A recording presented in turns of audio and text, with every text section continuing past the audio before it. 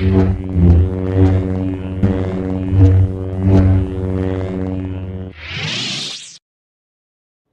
and welcome to the Lost Holocron. As always, I'm your host, James. Above me is my co-host, Richard. Richard, how are you doing this week? I'm feeling good. Tired, but good. Tired, but good. I feel like that's pretty much the default state of anybody in 2020. Yeah, especially those with a child under 3 or 4 years old like me and you.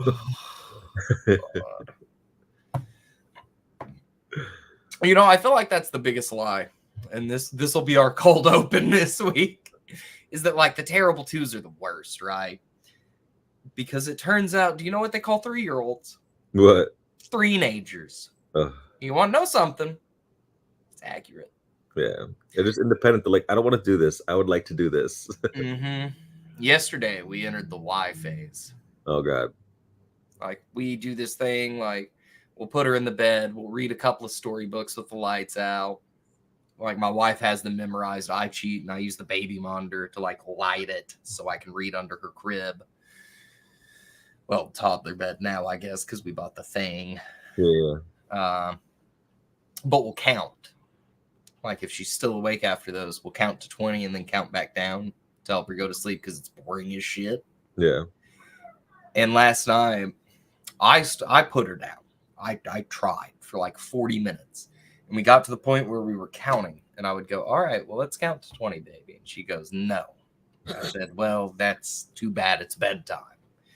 And I go, 1. And she goes, why? Oh, my God. 2, why? And did this the whole time for me. So I gave up. I was like, all right, fine. If you don't want to fall asleep with me in here, I'm just going to let you go to sleep by yourself. And she got upset. So my wife went up there and I was like, no, what are you doing? She's just stalling. Yeah. I'm not ready for it. To my wife. And I could hear her go, oh no, in her voice with the why stuff. There's always like a couple of like milestones where you're just like, oh God, it just got harder. Like the first time they climb out of their crib and they're like, I'm free. You can't stop me. And you're just like, oh no, I don't know what to do now. So because we weren't expecting, we kept the pack and play for as long as we could until she climbed out of the pack and play. And I say climbed, but that's probably the wrong word. Like she just deadlifted all 30 pounds of herself like that. Yeah. And then fucking flipped over onto her feet like some kind of ninja. Yeah. Kids have no fear, man. None. Yeah. Dude. Today, I brought her home from school early. And I was like, hey, do you want to be a big girl and walk to the door without holding my hand all by yourself? And she said, yes. And our apartment's like maybe 100 feet from a very busy road. Okay. But there's a tree that she really likes that's between it and the road. Oh, my God. And so she just sprints. And I dove after her. I like hate toddler speed because, you know, they're like, oh, I can't walk. They look at you and just go. Listener, fun fact for the weeks. Did you know that a child does not fully develop their kneecaps until they are 13? At the age of a toddler, they are basically all like cartilage. Like they don't actually have kneecaps until they're like 13. And I did not know that. And now you do. So the next time you touch your kid's little knees and you're like, oh, who's got little knees? Remember, they're not knees. Which does explain why I could jump off anything as a child, take a skateboard off of the roof of my house and be like, yeah, I'm good. Dude. And now I walk downstairs and I'm like, I gotta sit. Bro, I'm so old. I'm like, maybe I should have been like playing Superman when I was a kid and just jumping off things, climbing over fences, hopping over things. I feel like in retrospect, you really have to take advantage of that. But speaking of taking advantage of the time we have, we had some very unfortunate news come out. I believe it was like Tuesday. About James Earl Jones. James Earl Jones, best known for his role as the King in Coming to America, has passed away at age 93. Richard, what was your favorite James Earl Jones vehicle? And why is it Coming to America? Because he wasn't anything else bigger, I don't think. Dude, I think my favorite thing, because like a bunch of like old clips of James Earl Jones sort of like resurfacing. And someone like animated the Lion King bloopers Like when he was just yes, like, I yeah, saw that of him trying to do the roar, and he's like, nope, Roar. it's down here somewhere. I just can't figure out how to access it. That's my favorite James Earl Jones thing ever, besides obviously Vader. Who? That's the bit I've been doing this week. All week, I've been like, yeah, Coming to America. That was like his biggest movie ever. Pretty It much. wasn't anything that made any more money than that. He was also on Big Bang Theory. And that's the clip I've seen going around the most is him doing the ding dong ditch thing with Sheldon at Carrie Fisher's house, and she just comes out and says, "James, it's not funny anymore." Yeah, which really hits me twice as hard. I know. I always like the. You ever watch like Parks and Rec? Oh yeah, Dude, there's that one scene where it's like, oh, I saw another celebrity died, and they had the thing at half mast, and I was like, good, another bureaucrat ate it. Then I found out it was little Sebastian. Half mast is too goddamn high, and that's how I felt about it. I was like, oh, celebrities, I don't care less. Oh, James Earl Jones. Oh man, I love James Earl Jones. I didn't realize he was 93. That actually kind of like shocked me because I believe that was the same age that Betty White passed at. Not that I would know. Not like Betty White's death hit me in a very hard way as a comedian and a lover of ballroom dance. I thought Betty White was like 99. She like just made it to 100 or something like that. Now I'm gonna have to Google it. I thought it was. I love that I'm our Jamie and I am James. So Jamesy, pull that up. But you might be right. 1920. Oh yeah, she was 99. Yeah. It's the autism. I honestly don't know these things. I just like my brain goes, no, it's 99. It's like, are you sure? Yeah. All right. I think it was 99.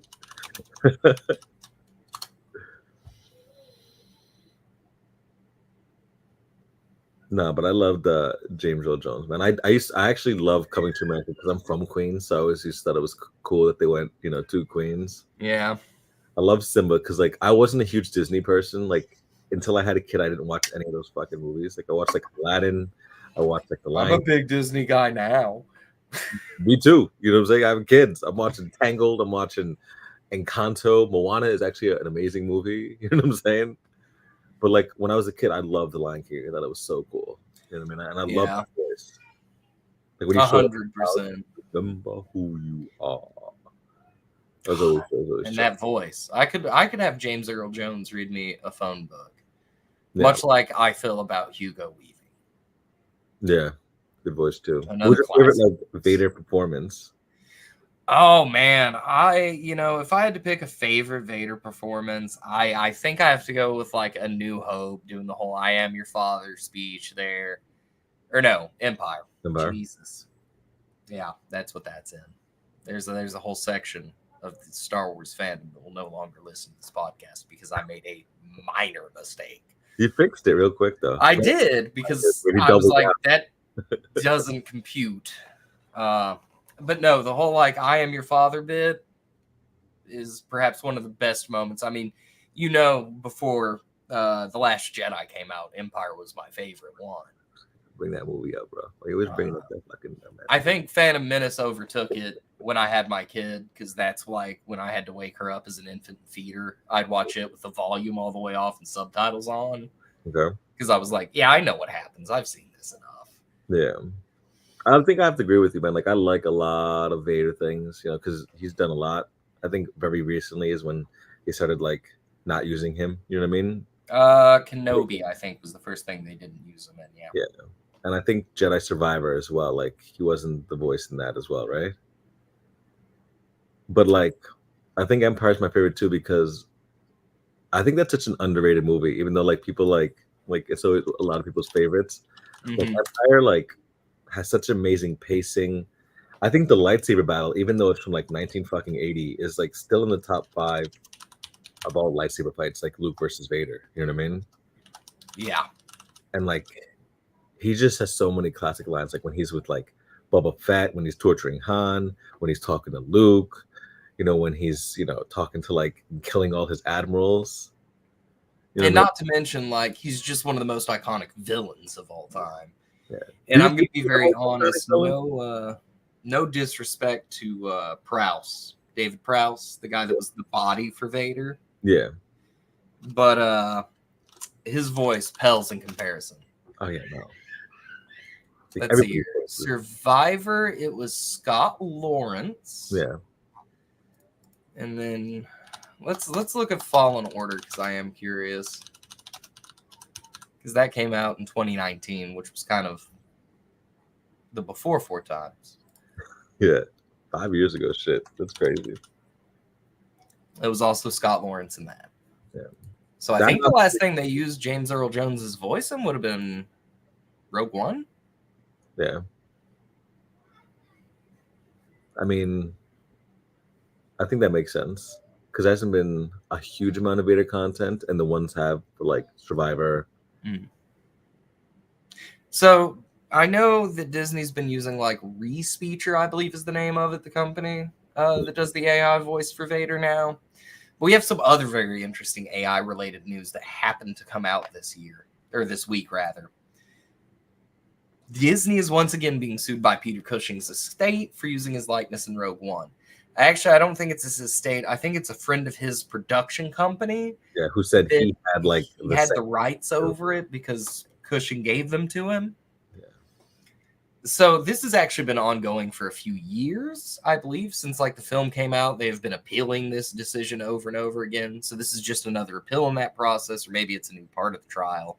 Yeah. I don't think he's appeared in anything else. No, Disney has crazy lawyers. So they're probably just like postponing it and dragging it out and making it expensive for the other person. I imagine they're trying to spend more money on lawyers than Disney wants to write the bill for. Yeah, they're definitely going to settle as far as Disney's attorneys go. But I mean, they're not known for letting this kind of shit go real easy. Like Disney is notoriously litigious. So I am sure they have nothing but time to waste here. Yeah. But do you think that this will keep us from getting anything else out of Moff Tarkin in live action? It's weird because, like, you know, we're going to get Andor season 2. Mm-hmm. They theoretically show up in that. You know what I mean? Which is exactly what I was going to say next was, you know, do you think that we could have gotten him in Andor if it wasn't for this lawsuit getting renewed? And also I wanted to ask, because we kind of had the same line of thought there, what did you think about his appearance in Rogue One? I've seen that conversation come back up this week. Some people thought the CG for him was great. Some people thought it was very unsettling. I thought I was seeing a zombie. I honestly didn't hate it at all. I was more upset, or like I didn't like Leia as in like the deep fake or whatever that they did. You know what I mean? Because I felt like his plot in Rogue One made sense. Like you could definitely tell that it wasn't human, obviously. You know what I'm saying? But I don't think it was. I'm not gonna lie. When I first saw it, I was like, "Holy shit, that might be some of the best CGI I've ever seen." Yeah. Because even like if you'll remember, like you see his reflection in the glass first, and then he turns around. Yeah. And I was like, okay, they're just gonna have his reflection show up as like a little, ooh, look who it is. Yeah. And he actually had like not a lot to do with the plot, but like when he was brought back, like it made sense for him to be brought back. Yeah. Like I didn't. Which is why I was like, you know, the Andor season 2, we could have seen him. I don't think we're going to now. Yeah. Can they use his voice, or is like they can't use his face? Because you could use him like as like a message type thing, like maybe. Yeah. Like I didn't hate him in Rogue One. I hated like seeing Leia in Rogue One. See, I actually did not mind seeing Leia either, because I believe that they had an entirely different actor for everything but the face, and they overlaid the face. And for as brief as you saw it, I didn't think it was that bad.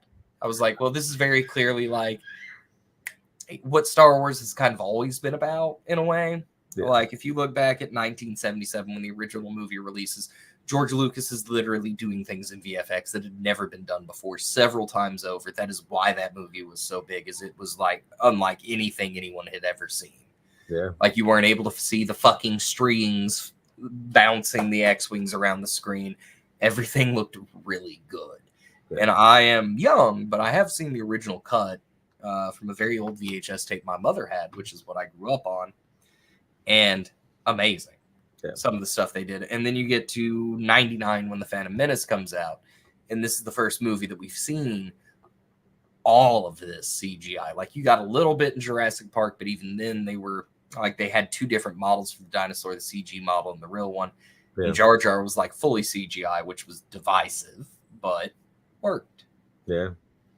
Nobody hated, like, I know the writers and everything, but like all my friends and then when we left the theater, everyone was like, "Oh, this is amazing! This is the coolest thing ever." Yeah. You know, like 16 years old I was, and like everyone was like, "Oh, this shit is fire!" Like, did you see Darth Maul? Did you see the lightsaber fights? You know, we all knew that Star Wars was kind of for kids. You know, they had fucking Ewoks, so it's like, of course they're gonna have like something like that in the new movies. You know what I mean? Mm-hmm. And I mean, it's the same thing with this and Leia, and I think even Luke and the Mandalorian. We're pushing the envelope of what's possible in cinema again, as far as technical effects go. And now they've even got the volume, which I think is incredible, but still looks kind of bad right now. It depends But how they use it, because sometimes they've used volume and I couldn't tell, and then sometimes yes, it's obviously just the fucking volume and it's the same and it's boring. like if you go back and look at Mando season 1, where they were just introducing this and using it kind of sparingly, Yeah, incredible. yeah. But I think some scenes in Kenobi, for example, really suffered from the volume because of its overuse. Yeah, because I think they took like COVID and they were just like, "Hey, we're just going to do this for everything because it's easier and cheaper."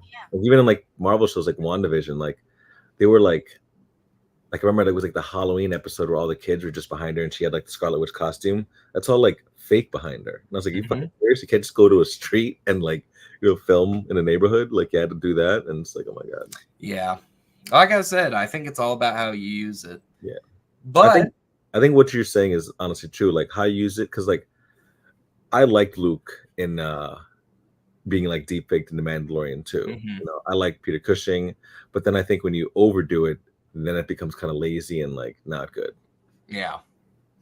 And I'm curious if fans will feel that way about James Earl Jones' re-speecher voice with Vader, which I think is actually an easy out for Lucasfilm because Vader is supposed to sound really mechanical anyway.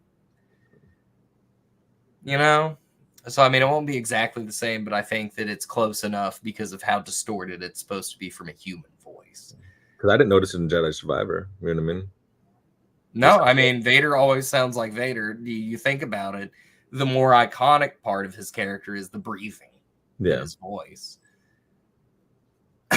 When that breathing showed up in the end of Jedi, like the first Jedi Fallen Order game, when they're talking to Trilla, bro. Yes. Bumps.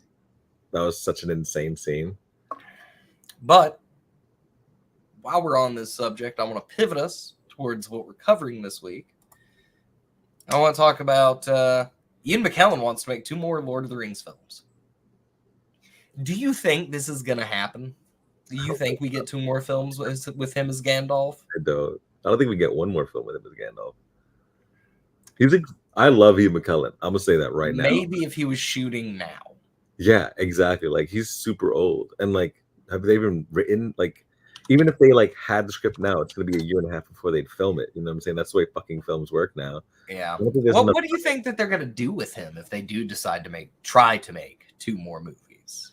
Like, I think the only thing you can do is like something in between The Hobbit and The Lord of the Rings, I guess. Yeah. Like you can't do it afterwards because they're gone, right? Well, no, he's still around. Don't they go to like Valinor or whatever? No. Gandalf is basically like a demigod. But doesn't he leave with Frodo like gone forever?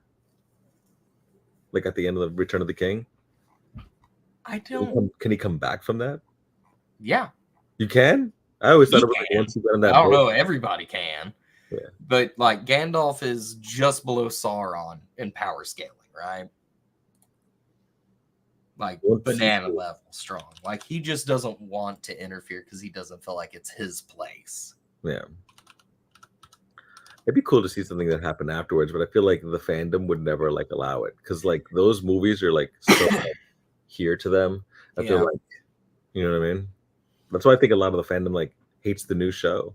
You know what I mean? Like they have such like memorabilies and like about the movies. And to be fair, they are damn near flawless movies. Yeah. When people always say like, "What's the best trilogy?" Like, it's not my favorite, but I'm like, it's arguably Lord of the Rings. You know what I'm saying, like, their fans think so. Everybody fans think so. Like, all movies are somewhat solid. Like, I mean, I'm a huge Star Wars head, but Peter Jackson made 3 perfect films. Yeah. Beginning to end, the director's cut, of course. Like the extended editions, nothing better. in terms of movies. They're long as shit, though. I think I asked you what you said your favorite one was Return of the King. Yeah, Yep. my favorite's the first one. Like I love that movie. Like it looks so perfect. You know what I mean? It's so hard to pick a favorite, though, because in the second one, you get Helm's Deep. Yeah. In the first one, you get Moria, you get Boromir's death. The hits keep coming. And in the extended edition, I think in the first one's even like Gandalf fighting the Balrog. Or maybe that is the second one. I think that's the second one. I haven't seen them in a while. Yeah. I always loved how the second one started. Like literally goes to the exact part what you want to see. You know what I'm saying? Like, oh, we're gonna show what happens with Gandalf and the Balrog. You're gonna what? Like Yes. right into that movie. Yeah, we're gonna show a god fighting another god. Yeah. And then like you kind of come back to it when he meets like Aragorn and Legolas. And I think even the actor who played Legolas, Orlando Bloom, said he was down. I'm fine with that. Yeah. He needs to come back to make up for The Hobbit. Yeah. I mean, I like The Hobbit, but like I don't like all of the Hobbit movies. Like I don't watch the third one because it's kind of boring. Yeah. The I second fell asleep one- in the theater during the third one. Yeah, like the first one's really, really, really good. I'll say like the first one stands kind of with the originals. Like it's really, really good. The second one I really like because I just like the dragon. I like every scene with him. I think he looks cool. Yeah. Like there. But the third one kind of falls flat for me. It should have been one movie. I mean, you made the original movies like one each and it seemed to work. You know what I'm saying? Yeah. You didn't But need that was a book each, and The Hobbit's not even that long. It's not. That's what I was like, how'd they make this fucking book 3 movies? Like I'm about to order a copy to start reading to my kid. yeah. But instead of 6 seasons in a movie, what if Rings of Power were 5 seasons and 2 movies as a treat? I mean, still plan to have 5 seasons. The 3rd season is already up on IMDb. Like it's been confirmed enough that it's there. I feel like the story is moving so slow because like I love like when they expand the worlds I watch and like some of these plot lines I'm like watching and I'm like this is so cool. Like I love everything with Galadriel. The dwarves are kind of cool. The wizard I feel like I wish it would kind of move faster, but they're I can see where the complaints come from the diehards because I'm not a diehard and I'm like yeah that would bother me too. You know what I mean? I mean, some of the stuff that's changed, I'm not a huge fan of. Like I've said, I think every week we've talked about this, didn't much care for the whole Halbrand thing. He should have been Anatar, the gift giver from the start. But again, that was a rights issue. Nothing they could do about that. Yeah. So we got what we got in the first season. But I will say, I think the second season, now that they've gotten some additional stuff out of Silmarillion they can use, has been much better for me. Yeah. Like, I've really enjoyed all the stuff in Numenor. So, the 5th episode, the one that came out yesterday, I ate today. Yeah. Because, about 50 minutes of that episode was Numenor. Yeah. But you thought it was boring, right? Except that, like, I think it was boring. I just, like, slow, maybe. It's like a crazy slow burn. Like, I can see where the story's going. I'm just like, I don't want to see the struggle. I want to see resolution right fucking now. You know what I mean? So let me ask you this. When you were watching Game of Thrones, the first time, okay, and those early seasons have kind of the same content that you get out of Numenor in this, a lot of political maneuvering, a lot of scheming. Yeah. Did you feel the same way about Game of Thrones in the early seasons as you do about the Numenor plotline now? No. Why? Like, the writing in Game was so crazy in the first 5 seasons, I think. Like, even the scenes where they were just talking, you were like any scene with Tyrion arguing with his sister or Tywin, or when the lady Melisandre, I think his name is the red one, like she would come in and start talking. I would like, I want to know more about this. When Arya was talking to the Hound, or whenever Rob was arguing, like every single scene in that show was relevant, even though there was no action. And I think that like that's a hard thing to do. Like not many shows do that, where like the action episodes are on par with like the setup episodes. You know what I mean? Game of Thrones fucking nailed it down. Like even to the point of where like season 6 and season 7, like I like those seasons, but they were not as good as those first couple seasons where like there's that one scene where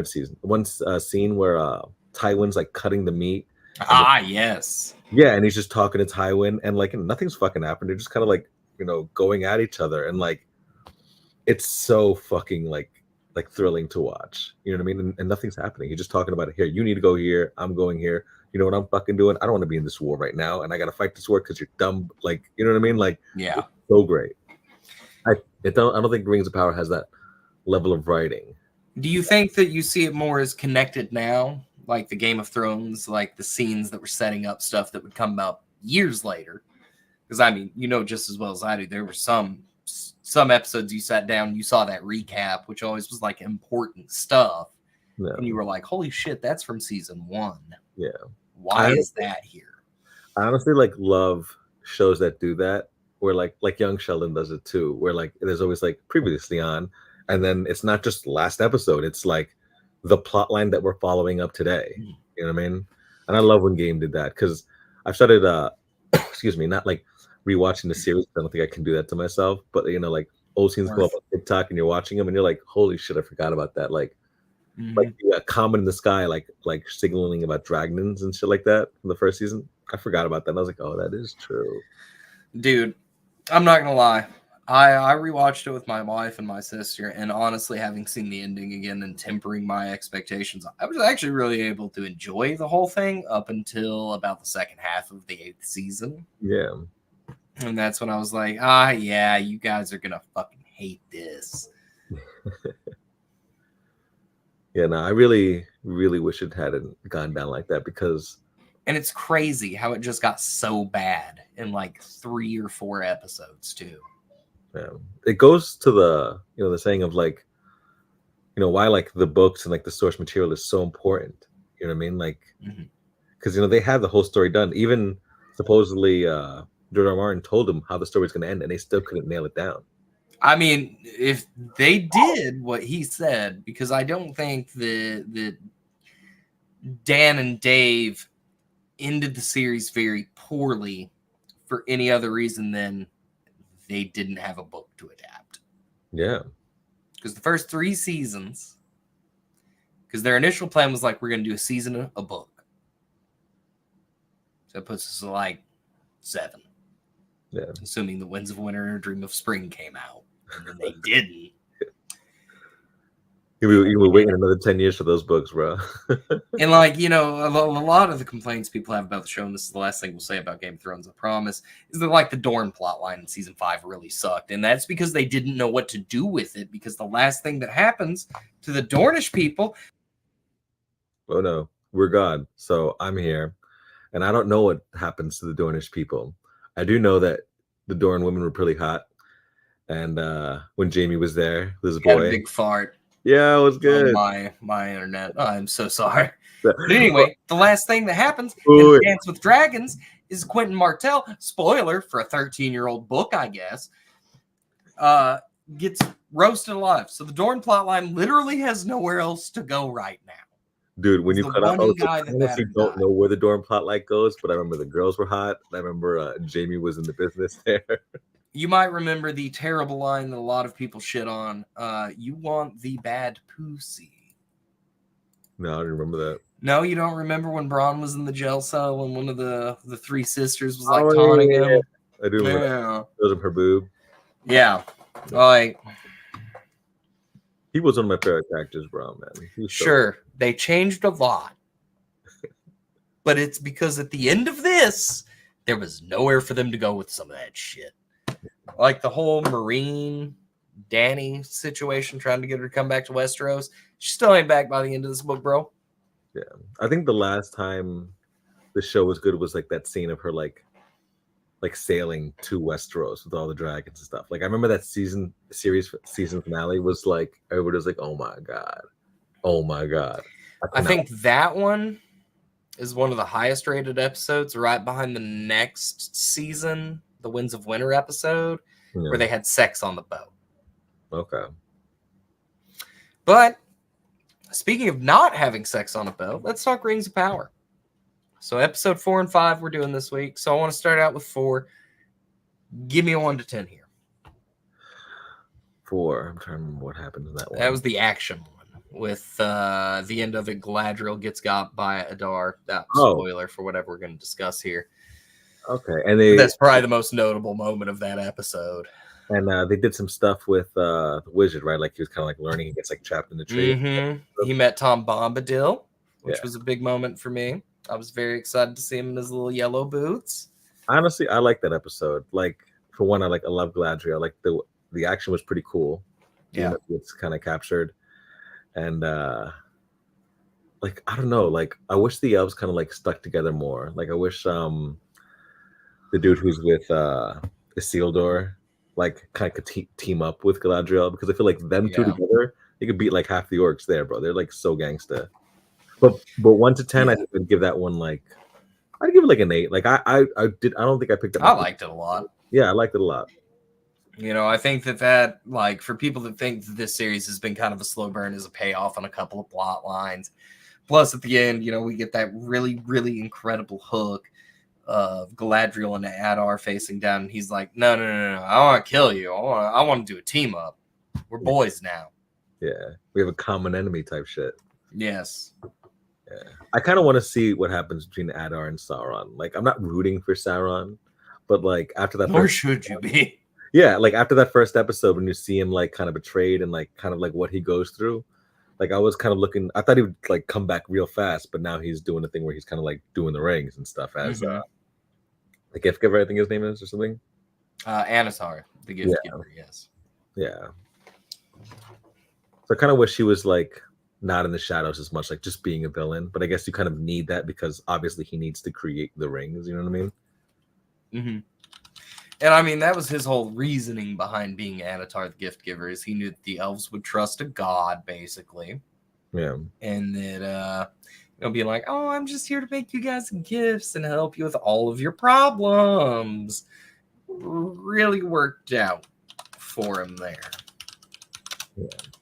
Who had like the rings when it came to the elves in like Lord of the Rings? Because it was like 3 went to the elves and one was Galadriel. Who were the other? One's Galadriel. Yeah. The other one went to Gil-galad, who before his death during the War of the Last Alliance, he gave it to Elrond. So Elrond has that one. Okay. And then the third one, the red one, is actually still with Celebrimbor. Okay. Or not Celebrimbor, Círdan, the boat guy that Elrond talked to, that like paddled out to throw him away. Okay. His name's Círdan. Yeah. All right. I'm sorry. All of the elf names will always confuse me. There's so many. Writers like punk us because they make them kind of similar. They make them like, just call it Dude Bob. Help me out. Dude Bob. You know, when I was a little kid, that's how my mom told me she read the Hobbit when she was a kid. If she didn't understand the name, she would just change the name to something she got. Dude, I do that shit right now. Yeah. Like, it wants me to read this series, like Throne of God.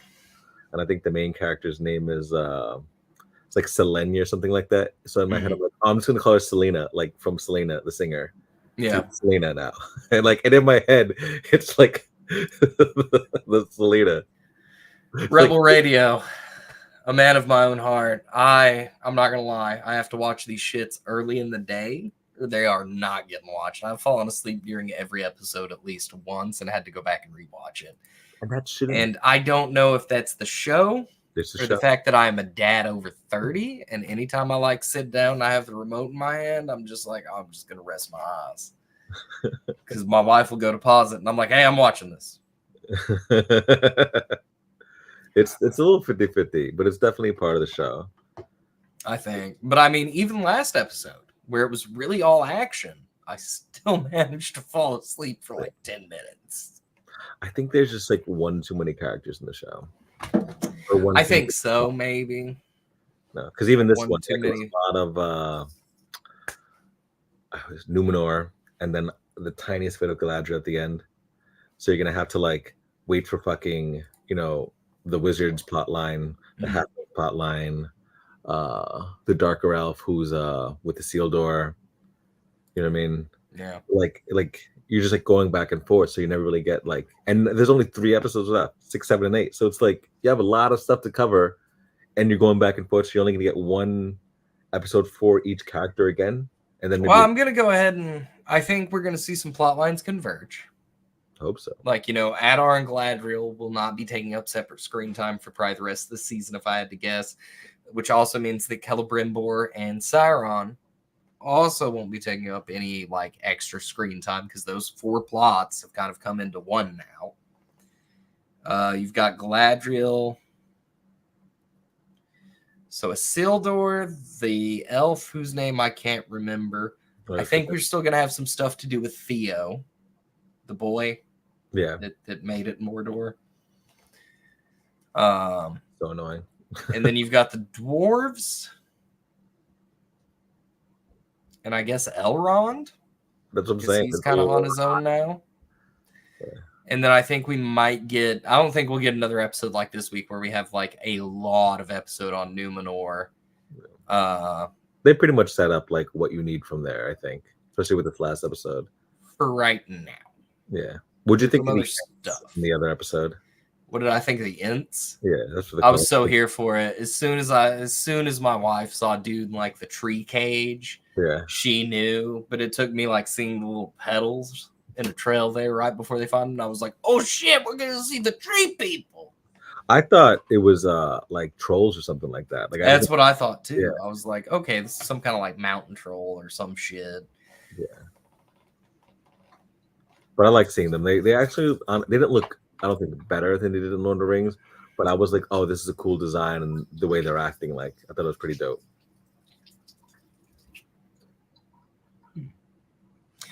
So how do you think how do you feel like they're handling the rings? Because, this week, and we get the dwarven rings. Yeah. And that's where we get the king being like, nah, you want to dig there, bro. I would just feel like it's just like a little confusing. Like, I pride myself on like usually knowing like the lore of certain things. Mm-hmm. I'm like, oh, I've watched the Hobbit movies. I've watched, Lord of the Rings 1, 2, and 3 a bunch of fucking times. And then sometimes I feel like when I'm watching the show, I'm like, what the fuck are they talking about? Like, did I not pay attention? Is there an episode I fell asleep in or something? I just wish they were a little more clear with, I guess, what the rings and what they could do. You know what I mean? Because like, it's from like the first like intro when it's like 9 to the men, 3 to the elves, and 7 to the dwarves. Which I just want to point out. Last week I doubted myself because I said 3, 7, and 9 rings. Nailed it, buddy. Yeah. I'm so happy. Yeah. And the 9 rings from the men, those became like the ring race. Yeah, the ring race. Yeah. Why did that only happen to the men? Just because they were the weakest and most corruptible of them. That seems like such cap, bro. like you're just hating on the humans. Like no. Very, very, very accurate. Yeah. But are we seeing like kind of like what that same thing happening with the dwarves with him being corrupted a little bit, like the king? Yes, but that's because the dwarves. So you remember, like I think it's the OG, the first one, the Fellowship of the Ring, where they're talking about the rings, and they're like, 3 were given to the elves, but they were without Sauron's touch, so they were uncorrupted. Okay. Then you get these 7 for the dwarf and kings, who were too greedy and delved too deep. Yeah. Okay. And then you have 9 for the men, which were like the most corruptible. So the whole reason, I'm going to info dump here for but a moment.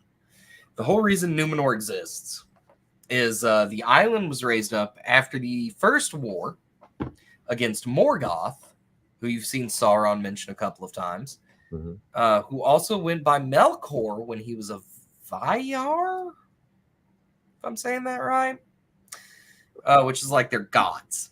Okay. So he becomes a bad guy, becomes a Maiar, corrupts a bunch of people like Sauron. Almost all of the men fought for him in that first war, except the people they ended up making Numenorians. Okay. Which is why they live longer. They can't sell west. They made this whole 5-pointed star island for them that had everything out of just thin air. And the only things they weren't allowed to do was sell west. And then every year they had to go up on top of the mountain and pray to the gods in silence. The king did. Okay. Seems like a good deal. Right.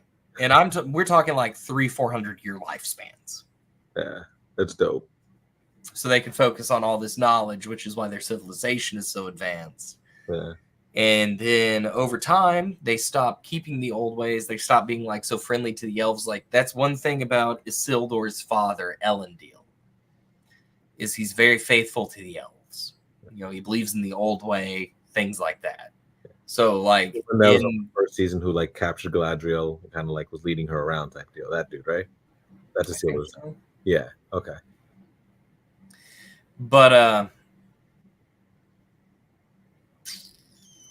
where was I? Oh, anyway, Pharazôn, the new king, Yeah. fucking hates the old ways, and that ends up being the eventual end of Numenor. And I won't spoil how that happens for anybody in the audience that has not read the Silmarillion. Or you can also pick up The Fall of Numenor. I highly recommend. It's been great so far. And that pretty much gives you the entire men's plot of the show, with a couple of little extra details, like it mentions the dwarves and the elves several times. Yeah. But it is really focused on the island of Numenor. But yeah, men were very weak, very easy to corrupt, so that is how they ended up being re-raised. Yeah.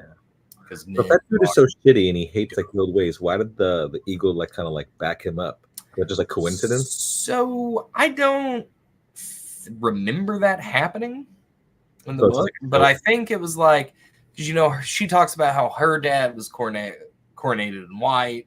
He was very dedicated to the old ways. You know, he kept the Palantir in secret, talked with the elves in secret. She seemed to be walking that same kind of path. So I think the eagle might have been there for her. And then Pharazôn, you can kind of see him formulate the whole, oh, well, if I just go over there and stand near it, maybe it won't fly off and be scared. And I can convince them that I'm supposed to be king. It's a gamble. Like, imagine that thing just took a bite of his head. It's like, Pharazôn. Never mind. It ate him. Never mind. He's good. Welcome to the Rings of Power, House of the Eagle. Yeah, because in this episode, he checks out that like that globe thing. Oh, the Palantir? Yeah. Yeah. He was talking shit about it. So like he's doing the same shit. Yeah, and see, I think they even mentioned that in the episode too. Like when the elves are talking about rings for men, that Celebrimbor says something like, "Oh yeah, they're very weak, very corruptible." And Anatar's just like, well, you know, maybe, but you know, we got these other guys that are good guys. Yeah.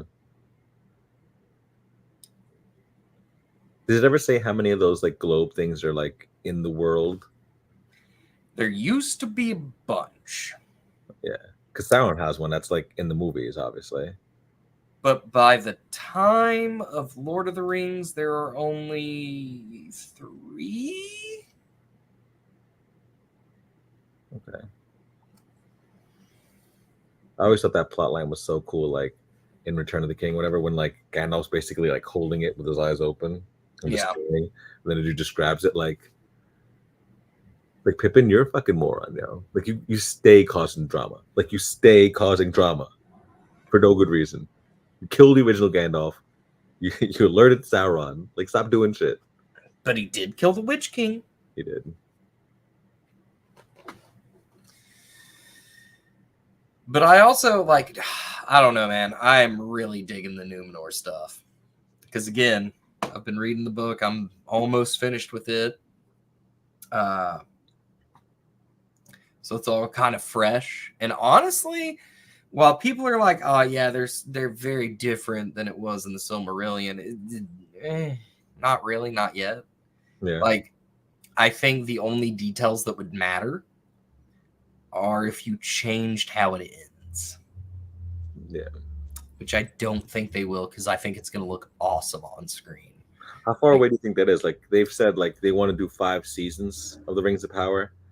Like, does that happen like the end of season 5? Season like next season? Does it happen? Do you think? So in my mind, that would happen at the end of season 4, and season 5 would be a quick go over of the War of the Last Alliance, which is the one where you see the end of it at the beginning of the movie of Lord of the Rings. Yeah, I think that's the best way, honestly, to kind of like do this show so it ends there and you show that battle, because like I always wanted more of that battle. Like when I was a kid, I was like, this looks fucking insane. Love reading The Hobbit. It was great, but I couldn't get through Lord of the Rings because I don't understand why it was so much more. And then we have a follow-up here. That's kind of how I feel the show's coming along. I can get that. Because, like, The Hobbit was, like, the first one he wrote, if I'm not mistaken. And it was supposed to be for children. Yeah. And then he gets the idea that Tolkien wants to write this mythos for Britain, this mythology that they don't have anymore. Yeah. Because the Normans destroyed every little bit of Anglo-Saxon culture outside of King Arthur. Yeah. But I mean, I think that's kind of why the scope creep, if you will, happened there. Is he was really trying to do his dead ass best to have everything together for this, to make it feel as real as possible. Do you think Lord of the Rings, like not the show, just the world he built, is in like the top like threes of just like kind of like existence of worlds, like, you know, like the Star Wars universe, the Lord of the Rings universe, you know, like the Marvel universe, the Boys universe, you know, like. Absolutely. I feel like if you're going to do top three, it's got to be Lord of the Rings, Star Wars, and you know what? You give it up to A Song of Ice and Fire. George is a hell of a world builder. He can't write a book to save his life anymore. But Westeros has always been really, really interesting to me. Yeah. Like, I always, like, I've never read, I'm not even going to lie, the Lord of the Rings, I never read The Hobbit. Those books were, like, for old people when I was younger, and now I'm the fucking person. You know what I'm saying? Like, I'm over 40. So people are like, you know, you're fucking ancient. And that's how I felt when I first got the books. But, you know, reading the books, seeing the maps, and, like, the language he created, like, it's fucking insane, man. And he wrote those books in, like, the 30s or something like that, right? Yeah. Yeah, that's, like, almost 100 years old, and this book is, like, relevant today. They're making a series about it today. Like, do you understand how hard, like, how ahead of your time you have to be to do something like that? I'll put it to you like this. Not only are they still making series about it today, but without Lord of the Rings, we don't get D&D. Yeah. You don't have nearly as many fantasy authors as you do now, because that's where all of them draw inspiration from. Yeah, bro. You don't have the archetype of a wizard as we know it today.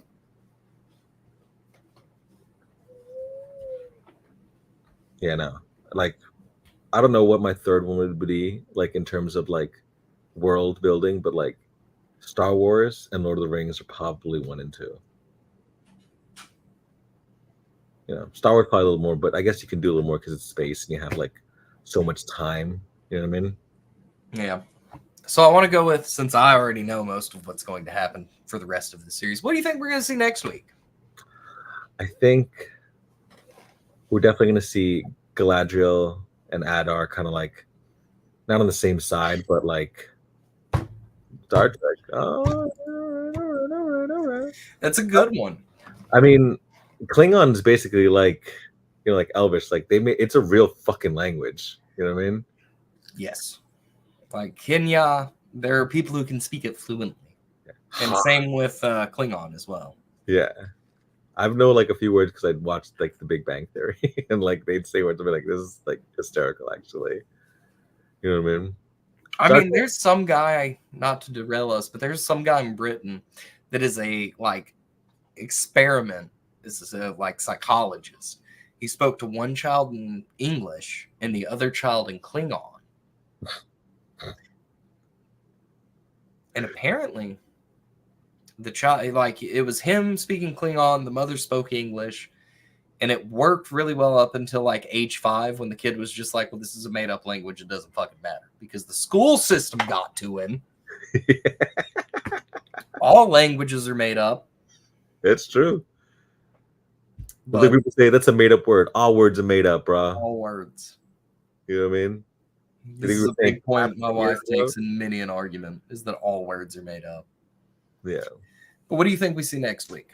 I think we see a little bit of Adar, and then kind of like, I think Galadriel learns a bunch about Sauron from Adar. And like, you know what I'm saying? He's just trying to like, because he thinks he can win no matter what. You know what I mean? Yeah. He's just trying to like get there. And I think she basically kind of like learns about like maybe the corruption of the rings. I think we're probably definitely going to go back to Isildur. and he's going to kind of come back into the fold because everybody thinks he's dead. I think, right? That's where some of the drama Yes. on Numenor comes from, is they think he's dead. Like Yeah.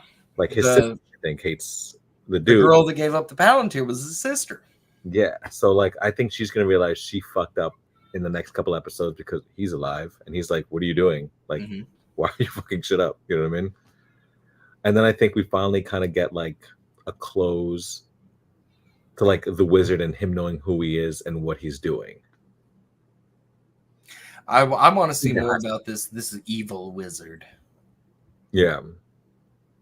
I would like to don't see know enough. cooler like wizard fights, because like one of the things I remember like not liking about the original Lord of the Rings was when like you know what I'm gonna say too, when Saruman just waxed Gandalf's ass. Yeah. It was like I get it, it was cool, but like, you know, y'all are wizards. Like, let me see something a little more. Well, the issue there was merely a power level discrepancy. Yeah, like fucking Saruman at that point was Goku, and Gandalf was like Yamcha. Krillin? Yamcha. Okay. Because Krillin always dies. I think Yamcha only died the once. Yeah. But like, if there is an arc and Krillin is in it for more than 3 episodes, dead. Yeah. You know they're doing a new DBC series that we're like talking about Dragon Ball. It's gonna take, because he wrote one last story before he died. Oh wow. And it takes place after Z, but before Super. I'll be excited. I was so late into Dragon Ball, bro. Like I didn't watch. I still haven't watched Super. My wife fucking amazing. My wife fucking hates Dragon Ball. I think most girls do. Like it's like a thing. Like her reason, she used to live in a duplex when she was a little kid, and she shared a wall with their kid, and he used to fall asleep listening to Dragon Ball Z at max volume. That makes me hate it too. Dude, I remember I was in my 20s and like our cable got shut off. Like me and my boy, we were like living together, and like he was like me. He had a lot of physical media, you know what I'm saying? But I had like a lot of movies and he had a lot of TV shows. So he had all of South Park on fucking, you know what I'm saying? And all of Dragon Ball Z 1 through 9. So we would just like sit and smoke weed and like, you know, we burned through it. And by the time I got to season 4 with like the answers, I was like, yo, this show is fucking fire, bro. Why was I hitting? And then I watched the whole thing, and then Super happened. I love Super. Yeah, see, Rebel Radio. DBZ is live. I remember my parents being like, isn't this a little too violent for you? And I was like, no, nobody really dies. They come back to life because they're angels. And they bought it. Yeah, it is too violent, and we need violence as kids. Like, I'm sorry. Like, I saw Terminator 2 when I was 10. I needed that shit. You know what I'm saying? Like, you need violence. It can't be gratuitous violence. It has to be violence with a purpose. And seeing, like, Goku sacrifice himself, like, you need that shit. Mm-hmm. Piccolo was my favorite character because, like, he was, like, the epitome of, like, a bad guy who becomes a good guy. You know what I mean? And I think that's a trope that's used so much in Star Wars, in Marvel, in things. And, like, they did it the best, honestly, I think. Yeah. With him and Vegeta. 100%. But speaking of Star Wars, we got about 5 minutes left. I wanted to ask, to close us out tonight, have you gotten Outlaws yet? I didn't because my kid was sick, but I'm getting it tomorrow. But I have, like, looked up a lot about it, and, like, I think the hate is kind of, like, a little miswarranted. I will say this. Good. Like, if you've listened to the podcast long enough, you'll know that I like Starfield fairly well. I think it's like an 8 out of 10 game. And I would drop that down to like a 6 out of 10 after playing Outlaws. Because Outlaws is so good. And a lot of the way they've hidden loading screens really makes me a little disappointed in Starfield. Yeah. Yeah. What's your favorite part about the new Outlaws game? Like, your thing you were like, wow, I like love doing this shit. I'm gonna be honest. I think it's like launching from planet, going straight into space with no loading screen, selecting the planet I want to go to. Your hyperdrive has to like boot up, calibrate, calculate, and then you can jump. Yeah. And number one, the dialogue on screen for this says punch it when you're going to hyperspace, which love. Could you not? Now, one thing I will say is playing on computer, I apparently miss out on this, but on PlayStation and Xbox, when you go to hyperspace, you move both thumbsticks forward. Oh, it's fucking fire. I can't wait to do that. Meanwhile, I just go. A little anticlimactic comparative. I like the ASMR of the keyboard clicks though, bro. Like it's you know what I'm saying. Thank you. That's why we Traveling do through YouTube. hyperspace isn't like dusting crops though. You gotta make those calculations. You know what I'm saying? Yeah. Now, I think my outside of like the feeling of being able to launch from planet, go into hyperspace, and it feeling very seamless, and like again, them hiding the loading screen. So like the entire time you're leaving the planet, you're breaking atmosphere, and that's a loading screen. Yeah. You're in the hyperspace tunnel. There, that is your loading screen. As you going through the tunnel, you come out, you're loaded in. Yeah. Which I again beats the tits out of Starfield for loading screens. Like if they had done that, I wouldn't be nearly as mad. I think my second favorite bit so far has been playing Sabak. Yeah. Because I actually play that shit though. They just like because I always thought that was a made up game. Like you know what I mean? Like there's no real rules to that shit. There are now. Apparently. Welcome to being a dad, guys. You just get random screams. Bingo. Bingo was his name-o. I've learned that. Oh no, she's got a bingo from Bluey Pillow Pet that she's got with her right now. Okay. As well as an octopus and a very small rabbit. I'm dead. Dude, I finished reading Child has so many rabbits, dude. High Republic book, and now I have to wait until fucking May, and like I'm so upset. I feel like you with Winds of Winter, but you know I only have to wait a year. So I don't know the kind of pain you must be living in because like it's literally coming out in spring, and I'm like, fuck that, it's too long. Not knowing when a story would be like finished would drive me up the fucking wall, and I might jump out the window. I don't know how you do it. You read the books and hoping. You know what I'm saying? Like, I mean, Ian McKellen's 85. James Earl Jones was 93. Betty White was 99. The Queen was 96. George is 75. We have time. Yeah. And hopefully he just kind of like does what like the guy from like Dragon Ball and those other things. He like you at least tell somebody, hey, if something happens, this is how the story ends. No, he has 100% said he wants all of his notes to be destroyed. And not his notes, faking it. He's never releasing that book just to fuck with us. Absolutely bananas. Yeah, no, I feel for you now, like on a deep like sadness level. It's okay, because once I finish A Dance with Dragons again, it'll come out. But no, I think you're going to be very excited when you get Outlaws. Are you doing it on console or on a PC? PS5. Okay, that's probably for the best because PC's still struggling. Yeah, I think when we come back on Thursday, I don't know if Agatha's going to come out, so we'll have Agatha to talk about. Yeah. The Rings of Power, and I'll definitely play a little bit of it because I was going to get it yesterday, but like the baby was sick, and I was like, we are going to continue to talk about Outlaws until you get it. Nah, I don't care if it's a year. I will spend 5 minutes at the end of every episode being like, "Did you get it this week?" I'll get it. I can't not get a Star Wars game. I don't think I've not gotten a Star Wars game. There was like a couple of years, you know, when I was in my 20s and I was just, you know, drunk all the time, so I didn't play like Battlefront 1 or like Commandos and stuff. But when I was a kid, got everything, and then like when I got money and just like started hanging out in my house, I was playing all those games: Battlefront 2, Jedi Fallen Order, first one, the second one. So whatever that age is when you stop going to the bar because you realize getting drunk at home and doing what you want, way better time. Yeah. I was just like trying to have friends. Like I didn't actually think I ever liked going to the bar and getting drunk. I just wanted to hang out with people. And you know what? We're going to close this week on a comment. Vegeta is the best dad and husband. I mean, he's better than fucking Goku. I will say that Vegeta has the best villain to hero arc, and it is better than Zuko. Hard agree. But it is that's tough. Yeah. Well, but Vegeta had 9 seasons plus. Zuko had 3. So, like, you know. Well, do we count when he shows up in Legend of Korra? No, I don't. He's been good his whole life. Dude, you know, like that's the proof. Korra, because I think Avatar was given 3 seasons, and they were like, "Do your thing." You know what I mean? Yeah. Korra, they gave a season, and they were like, "All right, not too bad. You have a season. All right, not too bad.